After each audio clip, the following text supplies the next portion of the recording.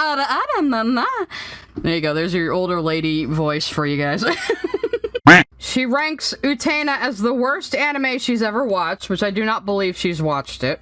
And then all of her other ones, besides Little Witch Academia and Princess Knight, are like Fox Kids dubs. Because see, she uses card captors instead of card captor Sakura. So she watched the Fox Kids dub that cuts out all the gay, basically. Kingdom Hearts, which I guess she's admitting that Kingdom Hearts is basically just nothing but anime tropes. It is so funny. It is so funny that Lily hates anime, but Kingdom Hearts is the most anime fucking thing ever in the universe. She was saying that Sora was such a refreshing protagonist because he's so happy and positive, and it's like, bro, Sora is a basic bitch shonen protagonist. He's like, he's Tanjiro. He's Deku. He's like every shonen protagonist that's ever existed. I'm not even saying that's a bad thing, but he is a trope. Anyway, let's start the damn video.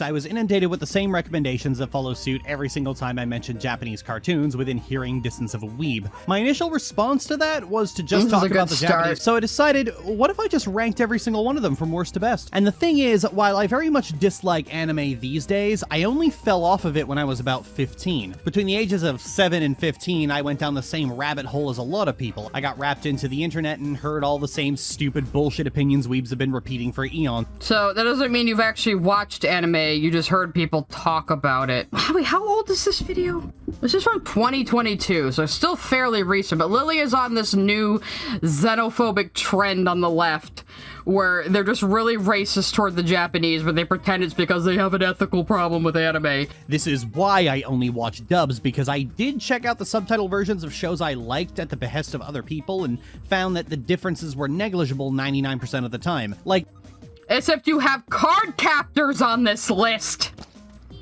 which cut the whole show up and removed so many plot points and changed all the characters' names and tried to pretend it took place in America, even though you see the Tokyo fucking Tower every episode. Ugh.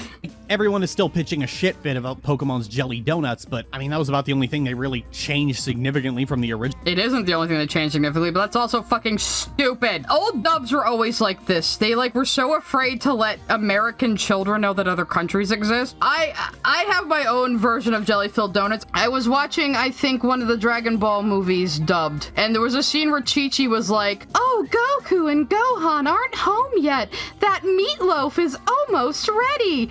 And then it cuts to what's obviously a rice cooker, and even dumb little white American me was like, that is obviously a rice cooker. How is she making meatloaf in that? People still throw a tantrum over One Piece's Spring Hammer, but whether you watched it subtitled— Well, yeah, because One Piece should never have been dubbed as a kid's show. Just like fucking Esclaflowne never should have been dubbed as a kid's show. You still get bored about 5 episodes in and go off to do something else. Confirmation of how Lily watches things. She gets bored 5 minutes in and then walks off and does something else. The way weebs treat Japanese honorifics is another example of this. They think it's really important to understand the relationships to other characters. It is! Let me let Lily finish her point. People keep accusing me of being a pause Andy. But fail to grapple with the concept that every language has these. English has— Yes, but it's not the same. But yeah, there's a big difference between if two friends call each other by their first or last name. There's a big difference between if somebody is called san or kun or chan.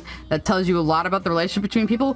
Calling somebody by their first name with no honorific when you're not friends is considered an insult. You know, these are very important social cues that tell you a lot about the relationship between two characters.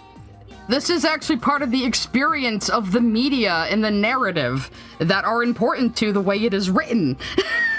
Hell, I grew up at a time where fan subs were rampantly terrible, transliterating things and adding lengthy explanations at the top of the screen, which any professional translator would look at and go, what the fuck are you doing? But Yeah, that's why they're fan translations, Lily. They're not done by professionals. And yes, we all laugh at that because it's silly.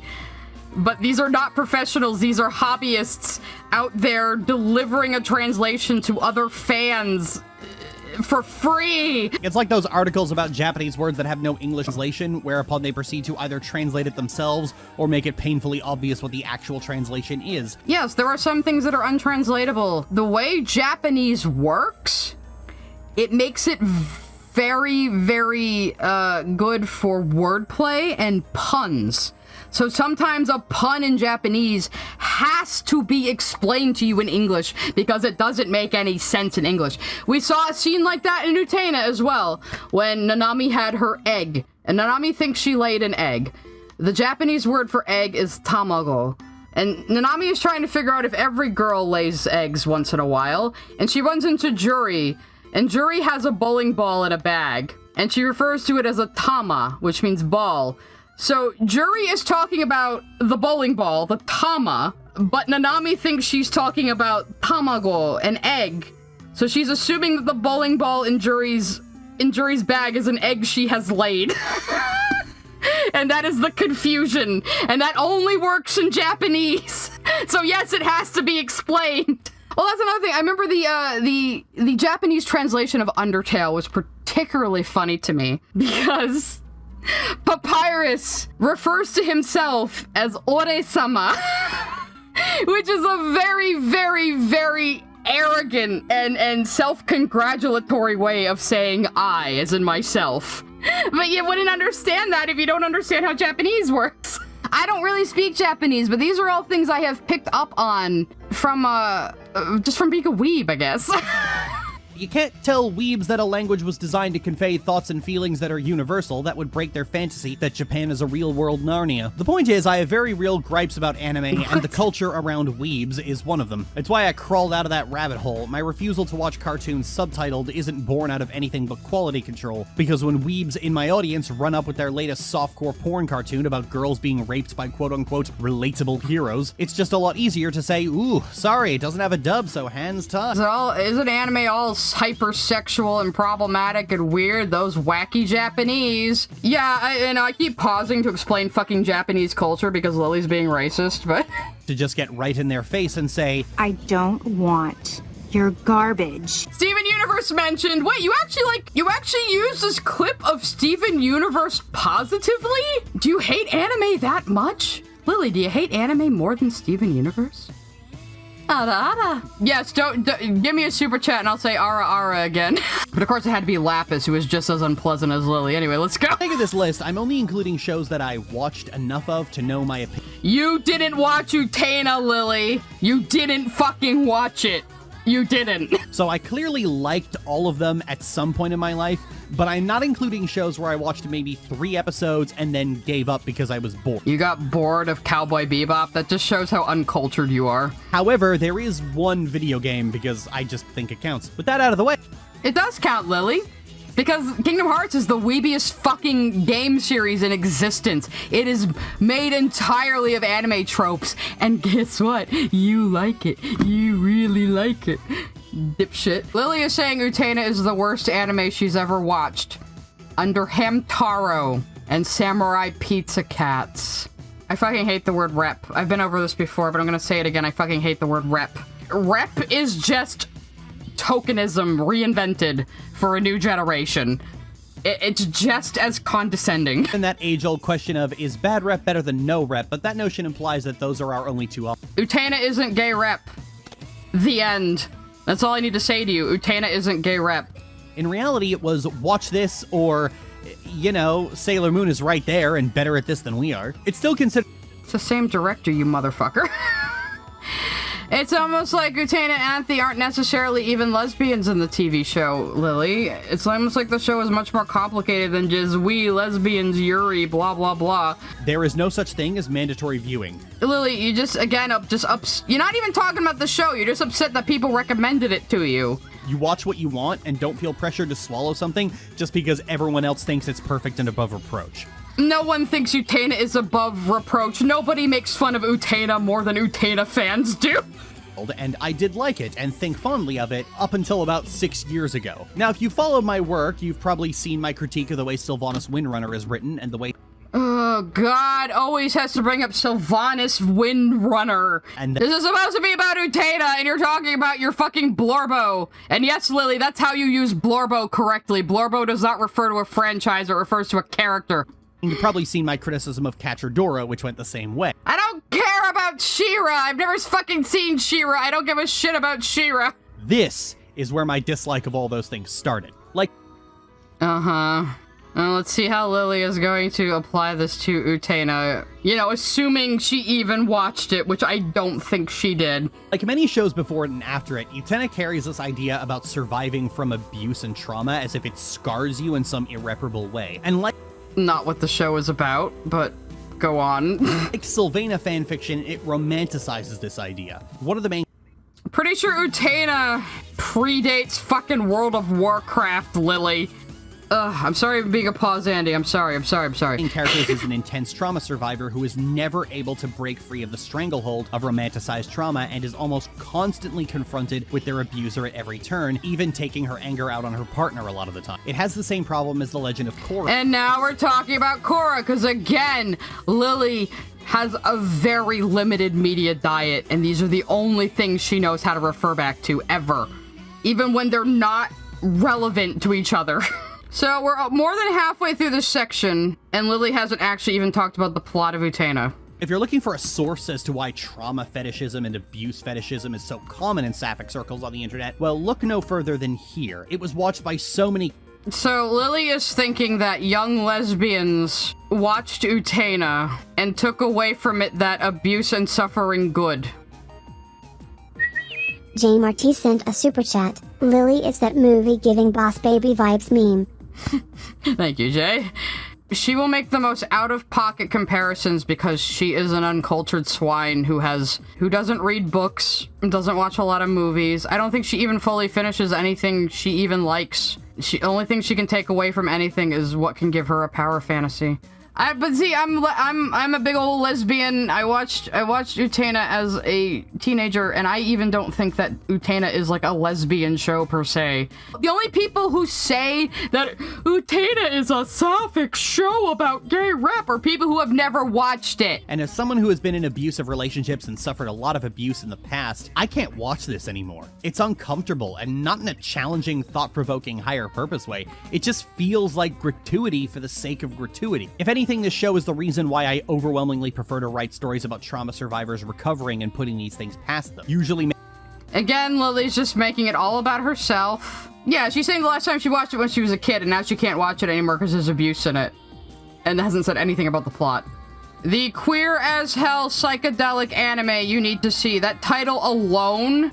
Revolution Girl Utena, the movie, is an animated adolescent apocalypse directed by the Japanese version of David Lynch, featuring drag races, lesbians, and girls who turn into cars. Okay, you read a bad article by someone who doesn't even fucking understand the anime, and you're basing, like, what you think people's opinions of it are on that. She does this a lot. She judges things based on what she's, on stupid fandom takes she's heard, instead of the actual show itself, because she never watches anything fully. I truly believe she never watches anything fully. In the movie, they turn into cars, okay? It actually makes sense, okay? If you know what cars mean in Utena, it makes sense, alright? Damn it! Even though we've moved on and have good, worthwhile gay repping cartoons, zealots still need to push it in people's faces because they can't accept that it's aged like milk. It also... Just say you didn't want to watch it, Lily. You don't even understand the fucking plot, Lily. Yeah, she didn't say anything about Utena. You know why? Because she's never fucking seen it. Go watch my Lily Orchard Does Not Understand Utena video. She watched maybe clips of the last 2 episodes and came up with a whack-ass interpretation. She has never watched it, just like James Somerton. Neither of them have ever fucking watched it, and I can tell. Yeah, I'm cosplaying Anthi right now because... Actually, since we're done talking about Utena, I guess I'll turn my Anthi cosplay off. Let's hear what she has to say about the Cardcaptor Sakura Fox Kids dub now. Thank you for the tomato.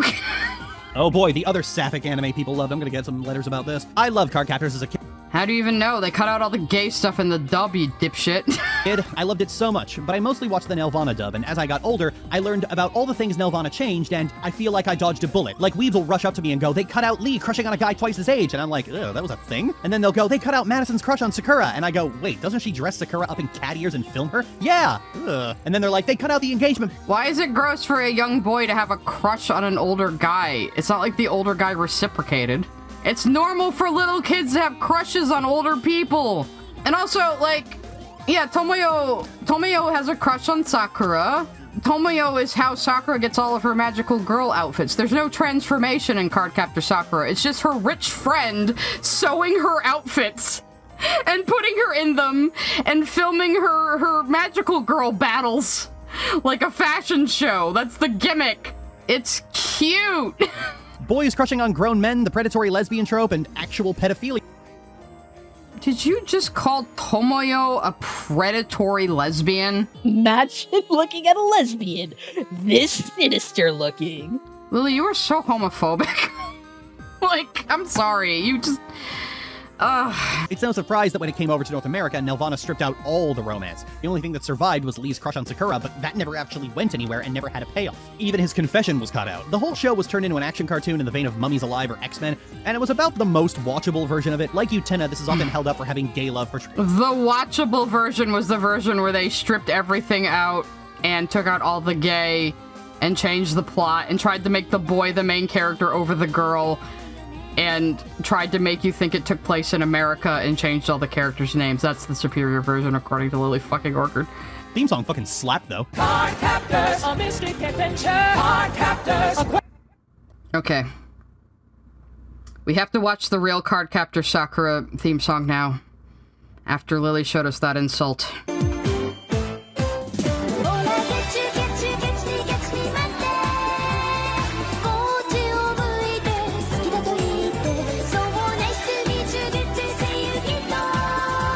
Okay, that's enough of that. That certain creators pioneered LGBT rep in animation and were inspired by very specific shows from their youth. But the truth is that the fight for good rep goes back over 60 years and has been a collective effort by everyone, which is easy to forget. Just keep talking about rep. You're supposed to be ranking anime. Why can you never stay on fucking topic? Kingdom Hearts' story is fucking stupid. It's completely absurd at times, but I don't say that as a criticism because one thing Kingdom Hearts has always done well is own it. I don't like it when stories are quote-unquote wacky because they almost always devolve into ironic self-parody, which some people seem to think is the height of comedy but always struck me as very insincere. Like the writer realized he was letting himself get too vulnerable and needed to nervously laugh it off. You know, kind of like when you ask your lover to choke you and they look at you like you've grown a second head and so you backpedal by saying you were only kidding, and they should totally see the look on their face right now. Backpedal by saying you were only kidding. And like when you ask your lover to... Is that joke art of Padme enjoying being force choked by Anakin? In that scene where he force chokes her while she's pregnant? Is that what I'm seeing here, guys? I'm gonna turn into a car and drive away from this stream, you're right. I'm like stunned into silence right now. Why would you just flash that on screen? What is wrong with you? You were just bitching about romanticized abuse in Utena, where that doesn't exist, and you show this. What the fuck? The thing is that Tetsuya Nomura has never known an ounce of cringe in his life. You saying Nomura has never known an ounce of cringe in his life? His entire career is cringe. He's the man who will write a tear-jerking scene with Mickey Mouse and the Muppet Babies version of Sephiroth, and will not only be totally into it, but knows that you will be into it too. Okay, as much as I shit on Kingdom Hearts, I don't think calling Riku the Muppet Baby version of Sephiroth is fair. What, because he has silver hair? His story doesn't parallel Sephiroth's at all. You don't even know what Sephiroth's story is, probably. I doubt you've ever played Final Fantasy VII, you fuck. It's because both Sephiroth and Riku are gay for the protagonist. I guess you could argue that about FF7R Sephiroth, because he's constantly appearing to Cloud and getting in his face like, hello, Cloud. I'm hurting you, Cloud. What do you think about that, Cloud? Of course I was gonna put Hamtaro at number 1. It's still the best. This is what Lily thinks is the best anime in the world over Utena, which is a piece of art that people have been picking apart for 30 fucking years and we're still finding new things. I've never seen Hamtaro either, by the way. This is literally an anime for preschoolers, so just keep that in mind. No, I don't care what edgy drama-mongering bull honky you have to offer. There are hamsters in this one. Does your favorite show have hamsters in it? No. Sit down. Hamtaro is a lovely... What about Choo-Choo? He might be a little monkey, but he's just as cute. Maybe I should put Choo-Choo back on my head for this. Hang on a second. This is not satire. A lot of people think that Lily Orchard, like, does things for hate clicks. But if that was true, she wouldn't have deleted her first Dungeon Meshi video. Lily is just like this. She's not even good at, like, working the YouTube algorithm at all. She is just like this. Hamtaro's peak fiction. It's Kino. It's cinema. It has more deep characters than any psychological anime. It has the best gay, lesbian, and hetero romance in all of fiction. Yes, when Lily takes over as dictator, she will torture us with the fucking Hamtaro theme. Harder than you think, but if we work together, we can make that plan sink. Oh, hey, we got a super chat. Ikue Signboard sent a super chat. Honestly, a preschool show seems perfect for her. Yeah, Lily Orca can only understand preschool shows. Anything else is too hard for her to fucking understand. Well, that's going to do it for this video. I hope you all had a wonderful time, and if you're upset that I didn't include Busboy Sock Hop or whatever it was you were about to get angry about, then that's okay. You can go, and I'll just be right over here being better than you. I did drink a lot. How much of this is even left? Oh my god, I drank more than half the bottle. Oh shit. Oh no.